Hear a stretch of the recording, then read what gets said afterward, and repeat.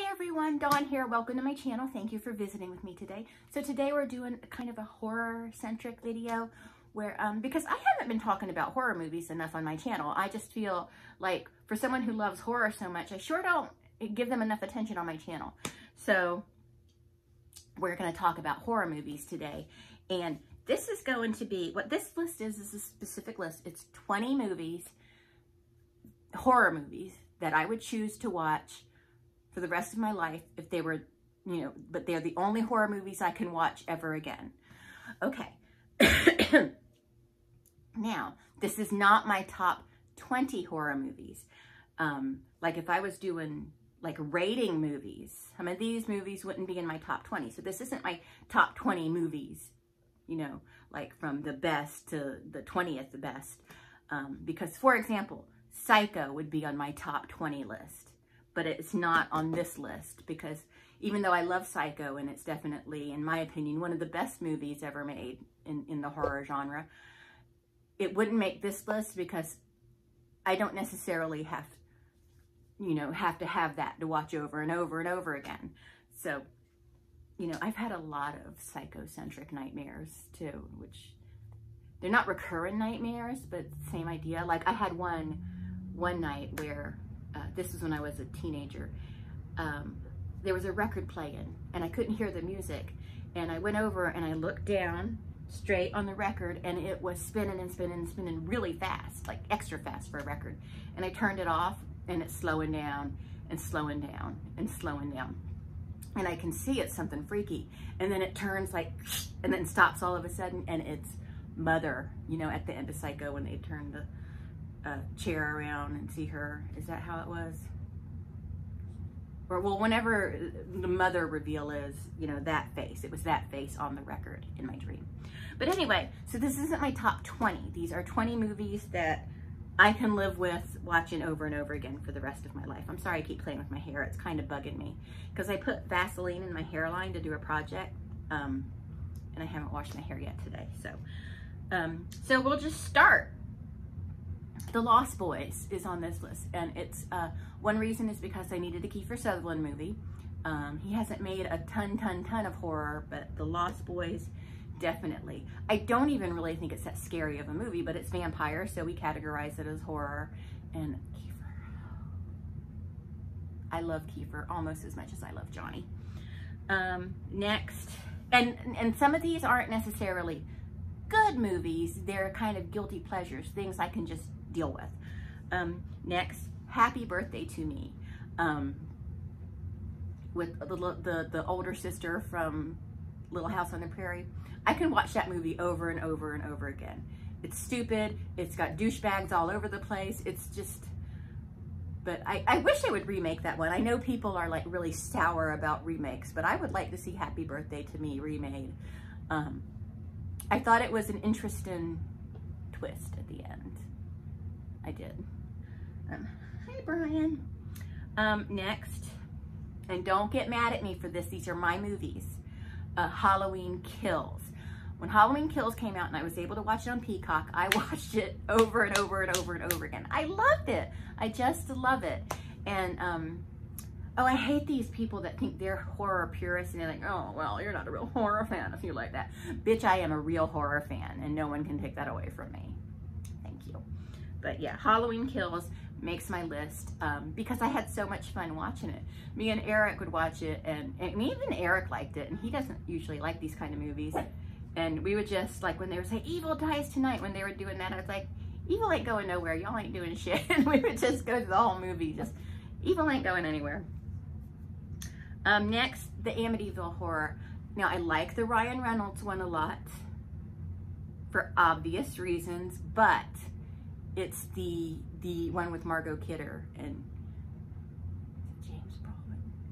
That one, that movie. It's, when you compare the special effects and stuff, yeah, it doesn't compare to Amityville Horror with Ryan Reynolds. That movie did, the one with Ryan Reynolds, did scare the bejeebies out of me. But if I'm going to put the Amityville Horror on this list, it's going to have to be the original movie. Maybe. I don't know. if the Ryan Reynolds one is the only one I can choose from, I'd take that one too, because it is scary. It is very scary. I was in the movie theater watching it. I had my legs pulled up on my seat, and I was like, because I can't have my feet hanging down, because there's a monster under the seats that can grab my feet. I'm watching a scary movie, obviously.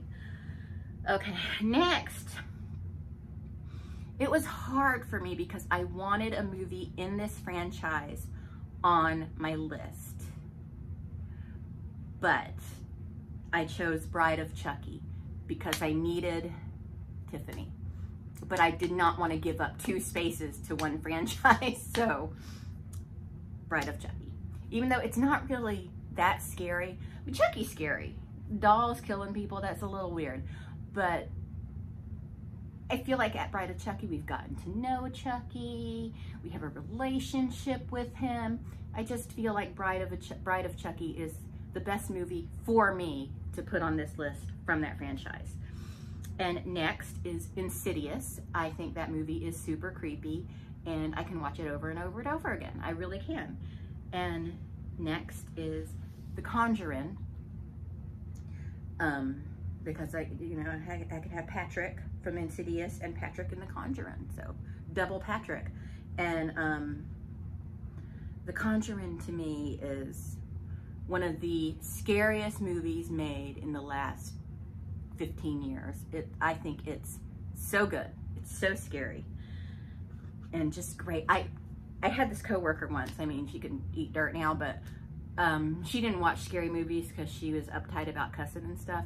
But not that there's no cussing in it really. It's not really like an offensive movie to watch, like if you're worried about things like that. But I told her about the clapping game, and I showed her a clip from the movie with the clapping game, and she was freaked out by it. So every once in a while, if the office got real quiet, I would just walk up behind her and go. It was fun, you know, because some people, their brains are weak, it's easy to scare them. Next on the list is The Exorcist, because it kind of has to be on here, and I can watch that movie over and over again, definitely, for sure. I can't really think of anything wrong with that movie.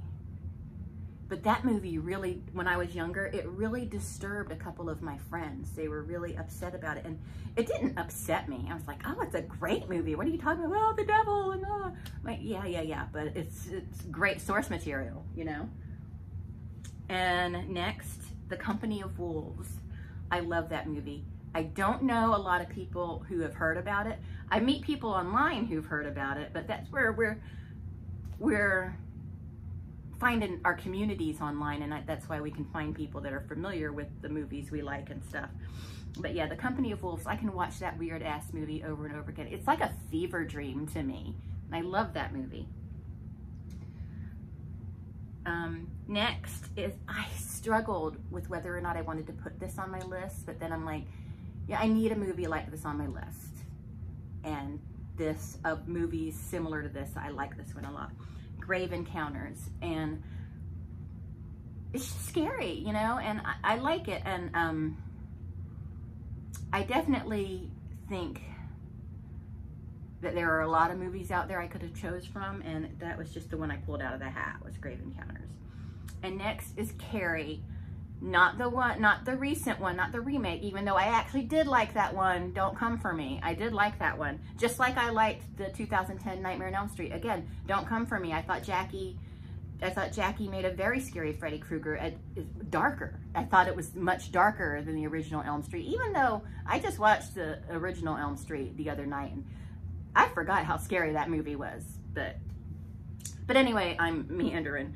Carrie, the one with Sissy Spacek. That is such a great movie. Again, the cinematography and everything, it's almost like a fever dream.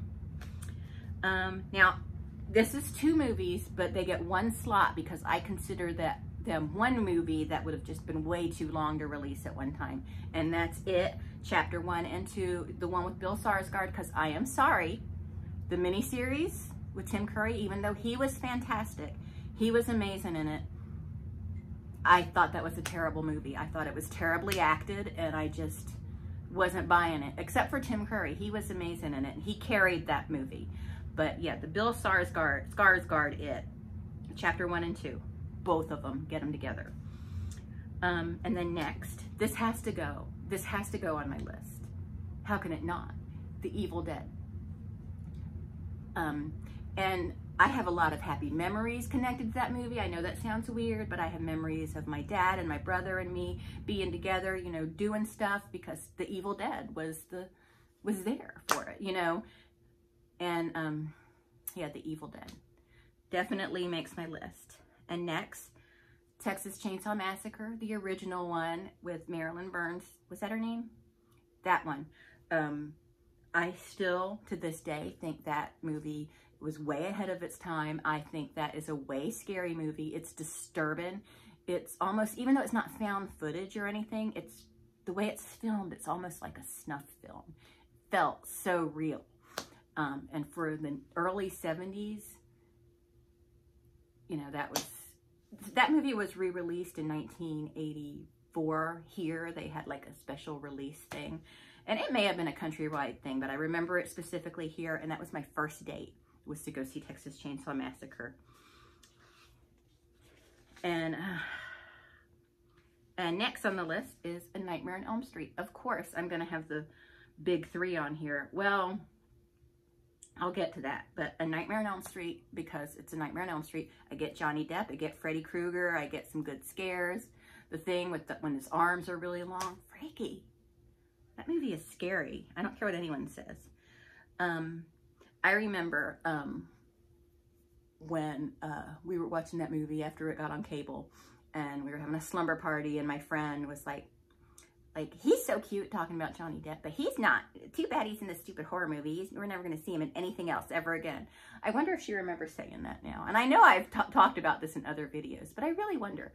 I haven't seen her in a long time. I'd like to bump into her and say, hey, remember when you said Johnny Depp was never going to amount to anything? You know? And next, Friday the 13th, Part 2. And let me tell you why. Because I couldn't have put the entire franchise on my list because that would take up most of my spots. And Friday the 13th, the first one, is great. I love it. Definitely one of my top 20 or top 30 movies, horror movies. But I wanted Jason to be the killer. But I didn't want to get too far away from the beginning. So Part 2. Although, did any of y'all see Friday the 13th Part 3 in 3D when it was released in theaters? It was my first 3D movie in a theater.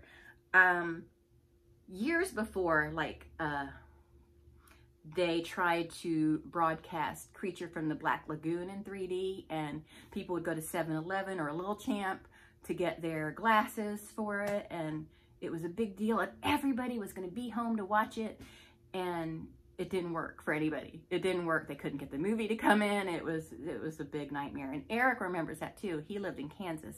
I lived in Florida. He remembers that too, and he said it didn't work. So I think that's funny. Okay, and next on my list, Interview with the Vampire. I love that movie. Brad Pitt, Tom Cruise, Antonio Banderas. It's a great movie. It's just a great movie, and it's a great story, and it's just, I love Interview with the Vampire. And again, that's another one because it's a big Hollywood thing. People don't really consider it horror, but I mean, it's still a horror movie. It's vampires. I don't know. It just seems like vampire movies are highly scrutinized. Like, well, Dracula with Gary Oldman, that wasn't really a horror movie. That was a love story. And yes, it was a love story, but vampires, it's a horror movie.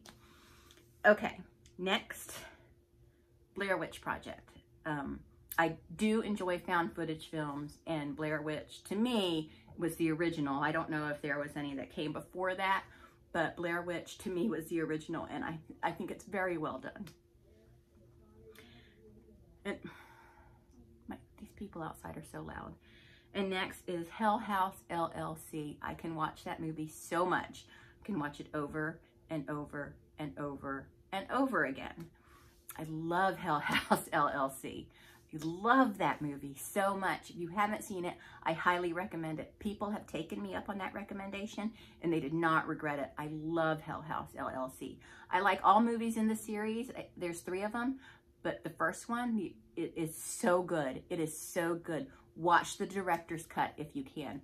I would suggest watching the original cut and then watching the director's cut if you can. But, you know, if you just have the director's cut, watch that one. And then next, Can anybody guess what it is? I'll give y'all a few seconds to guess.